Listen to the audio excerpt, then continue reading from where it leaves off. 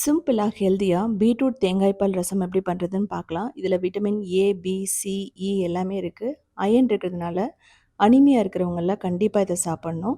இதுக்கு முதல்ல 2 பீட்ரூட்டை ஒரு விசில் விட்டு எடுத்துக்கலாம். நல்லா பஞ்சு போல் வெந்துடும். மிக்சியில் போட்டு ஃபைனாக அரைச்சிக்கலாம். இப்போது பேனில் எண்ணெய் ஊற்றிட்டு கடுகு, ஜீரகம், அதுக்கப்புறமா கருவேப்பிலை, பூண்டு, கொத்தமல்லி, பெருங்காயம், வரமிளகாய் வேணால் நீங்கள் போட்டுக்கலாம். இதை நல்லா ரோஸ்ட் பண்ணணும். வரமிளகாய் பிடிக்கலைன்னா நீங்கள் பச்சை மிளகாய், இஞ்சி கூட போட்டுக்கலாம். 2 தக்காளியை ஃபைனாக சாப் பண்ணி இதை போட்டுடணும். இது ஒரு நல்ல புளிப்பு கொடுக்கும். அரைச்சி வச்ச பீட்ரூட் விழுதை ஊற்றிட்டு லைட்டாக வதக்கணும்.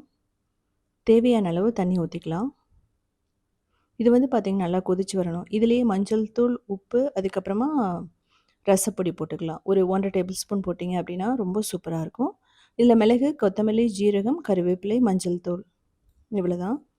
இப்போது கொதித்து வரும்போது 1 கப் தேங்காய் பால் ஊற்றிடுறோம். ஊற்றிட்டு நல்லா மிக்ஸ் பண்ணணும். மீடியம் ஃப்ளேமில் வச்சுட்டு லைட்டாக கொதி வரும். ஸோ அப்போ நம்ம ஆஃப் பண்ணிடணும். இதில் பார்த்திங்க அப்படின்னா கொத்தமல்லி போட்டுக்கலாம். ஃபைனலாக லெமன் பிழிஞ்சு விட்டுடலாம். லெமனை பிழிஞ்சதுக்கப்புறமா ரொம்ப நேரம் கொதிக்கக்கூடாது. பிழிஞ்சு விட்டு உடனே ஆஃப் பண்ணிடணும். ஸோ ரொம்ப ஹெல்த்தியானது. சாதம், திணை, வரகு எல்லாத்துக்குமே மேட்ச் ஆகும். இதனோட டீட்டெயில் வீடியோ உத்தமி கிச்சன்